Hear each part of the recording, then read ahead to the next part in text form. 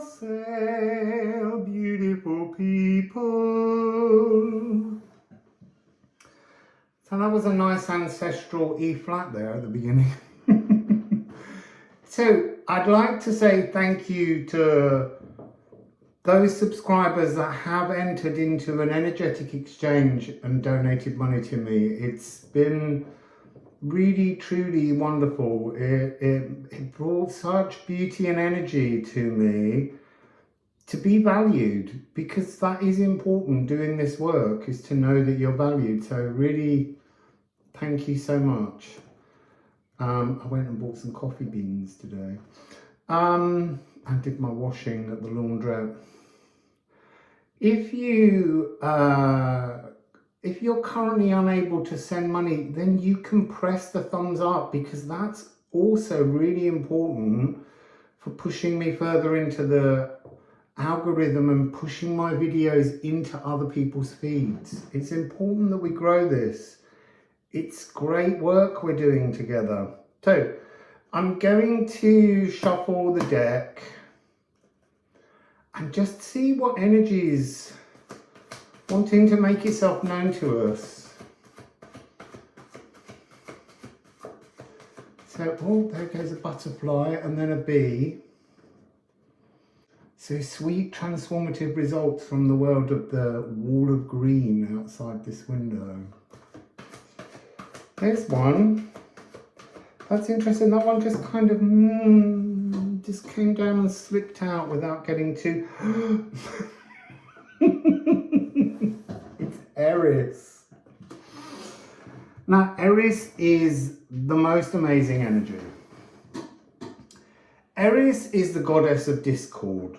So she's the one that threw the golden apple into the wedding party that she wasn't invited to, because she's almost so frank that she tells people, she's pokey.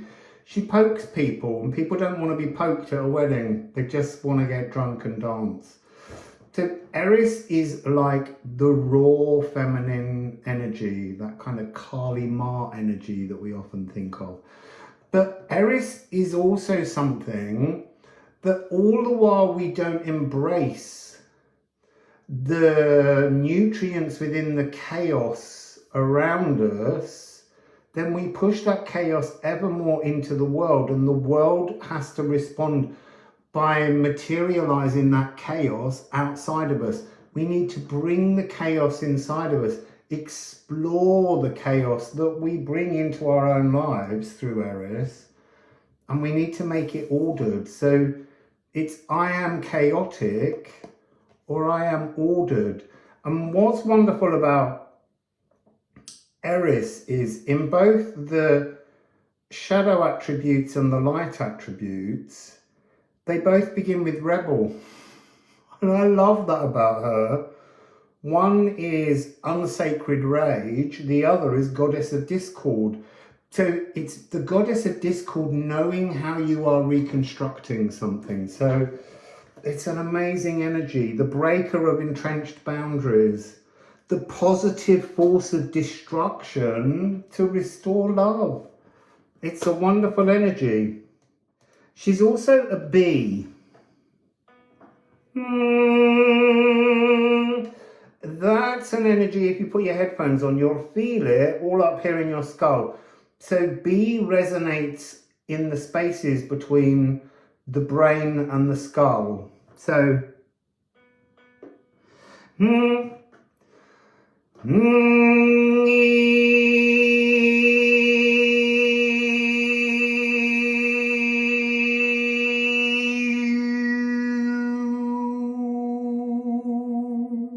and then you bring that energy into your body. You don't just let it be this fluttering anxiety that floats around your head. You bring it inside, you bring it down through your heart to your sacral, and you control that frequency. It's like having all the building blocks to create a better life, but you mustn't let it be buzzing outside your head, making you kind of crazed. You need to pull it inside and express it into something really beautiful. So let's get, I love Eris in the deck. This is the old version. She is the moral compass challenge, but as you can see from the card, she's changed a great deal. But there's an eye inside her symbol. She's watching you from the outside, waiting to befriend you, waiting to come within and give you this wonderful ability to control and reconstruct your life through love. This is also the classical thrash metal orchestra, which feels like something almost wrong, and yet they do exist. In fact, a friend of mine knows a guy who conducts several of them. So they're things that do exist. This is the chaotic creatrix, controlled fury. So when you feel angry, ask yourself, why are you angry? How can you control that? How can you transform that? So let's get a rune to go with that, and then we'll get another rune. We'll get a ceramic one first. I like the noise. There's something stone and metal about them. Dig deep. Let's go to that one down there. Wendhorn. So this is to unbind. Unbind, but unbind from emotional instability that this Eris chaos is bringing you. To unbind, to pick something apart so that you can actually see what it's made of, what it's constructed from, so that you can make transformations. And 37, Sunnestede. This is solstice energy, but really it's something that's rare, rarefied frequency. It's about the relationship between the sun, the moon and the earth. And so with Wendhorn, it's really about building a new relationship with the moon. So unbinding from the emotional instability that the moon gives us as it rattles around the heavens, and bringing ourselves towards the other side of the moon, the dark moon Lilith side, the more truthfully, purposefully empowered energy of being calm and emotionally stable. But to do that, you really do have to bring the chaos of Eris into your being so that you can order it, deconstruct, reconstruct, and then send that stable, emotional, controlled frequency to the sun, and the sun will recognize what you're doing. So let's get another one. Right, that one's gone on the floor. It landed on the table like it's almost catchable, but it's down here.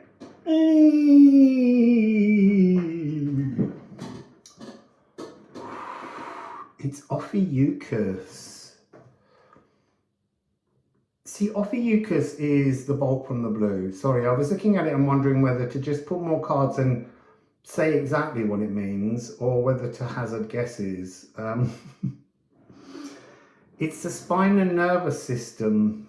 See, and that's immediately, because Eris was here, spine and nervous system, just one semitone down. Did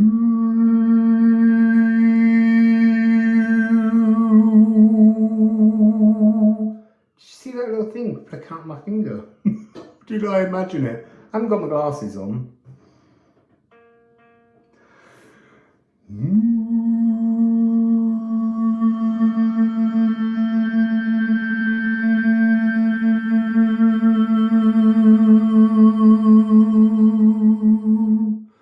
There's something here about from disembodied to embodied, because that nervous system note wanted to resonate really richly.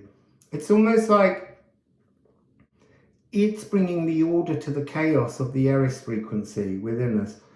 Ophiuchus is a snake bearer and the snake. And it's, the snake is kind of Ophiuchus, and the snake bearer is Asclepius. And during Asclepius's lifetime, the snake had whispered in his ear, his friend, the snake, and he learned how to resurrect the dead. And so Hades asked,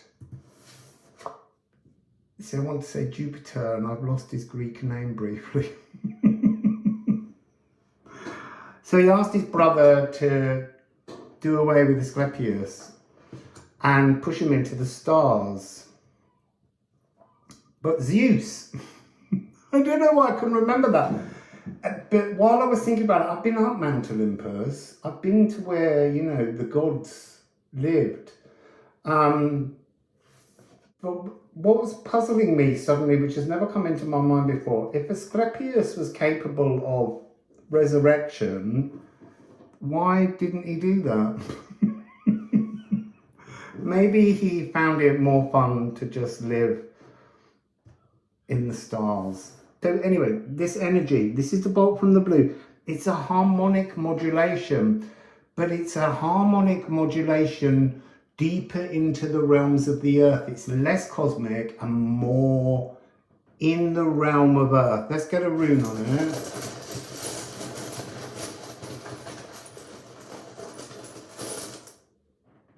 Oh, you see, look at that, it's Earth Grab. Can't see what number that is, but I'm sure it's 29 if I remember rightly. Earth Grab. This is reverse Kundalini. So this is about, oh, you see, it's hangman frequency. This is about acknowledging the divine, the cosmically vast frequency of our consciousness out there behind the veil in all the realms, acknowledging it and then bringing that energy down so that it kisses life here within the body, and then from there it delves into the ground. So it's coming down through our crown chakra into our heart, wiring in these very ancient cosmic emotions. We're then taking that down into the sacral to acknowledge how loved and supported we feel by our greater consciousness, and then taking that greater consciousness into the earth. And in the earth it meets Jormungandr, the world serpent, and it will allow, because it's kind of, the snakes get to meet. Now, I used to think they met in the heart, but actually when they meet, it's a combining of the heart, the sacral, the human, the cosmic. And the world serpent is the Uberos, the Ouroboros, where it's biting its own tail. And when this Ophiuchus energy comes down, this cosmic Kundalini, just to make it clear for you, this lets go and it reaches upwards so that the two snakes combine in you and have this magically deep connection in you. I just had to look at the bottom because I had this feeling that the World Serpent card was going to be there. But actually it was Heartecker, and that's almost what both of these serpents have. They have a heartache because they wish to be together. So we have two cards, and they are these. Whoa! Look at that. Rune Liffruma 5258. Brahm is about sweeping away the heartache, the stains, the blood. It's a knee holly, which was used to clean the chopping blocks that butchers used back in the day.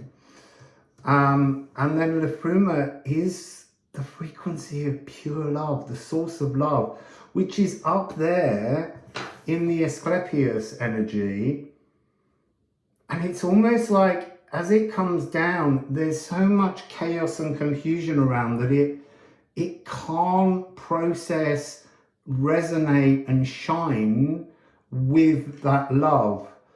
So by embracing the chaos and not pushing it outside of us, we're able to kind of make stable foundations for the two snake energies to meet, the earth serpent and the cosmic serpent, to combine within us and give us a magical, loving, compassionate, beautiful life. That's really gorgeous. See, I feel like I don't want to shuffle anymore. That's what's opening up now. This chance to embrace, scream at the moon and go, you make me so unstable. And then work out all those instabilities, because they're the chaos, the emotional chaos. When you can align those, then you can bring more and more of this chaos into you and align that until you sit in your divine calm and allow this rarefied moment for the two snakes to combine. This symbol keeps coming up a lot at the moment, and it really does. I can't quite do it properly, but you see, and that's interesting me, because there's something with my ink being up there that's about how the potentiality, the vastness of your cosmic connection is so much bigger than the singularity of your earth energy. I'm not putting the earth down. But what goes on in the cosmos is so incredibly huge. And it all stems from the energy of love. The great attractor, the elven light. I'm going to read you this energy. So the elven ring is the singing of love. This sound resounds from high above everything and hums below a long, slow ground bass flow. You see, that's the earth serpent's realm is love. The cosmic serpent's realm is love, but they're both coming from different angles. There's something about the earth serpents that's shrouded in mists and traumas and upsets and dramas that makes it harder for this energy to come down and recognize the love in the other. He knows it's there, but it's finding its way to connect and bring that as an energy vibrating through us. Core of frequency, vibrations holding form, animating all atoms throughout time and beyond. Bask in the bliss, but know this: you are a voice in that elven light. You are here, alive and there, holding tones for all and everything. We are all one in Liffruma, meaning we're all one in love, divine love. What a gorgeous message to start the week. So I'm going to go away and edit that, and I'll be back with another message ever so soon. Wassail.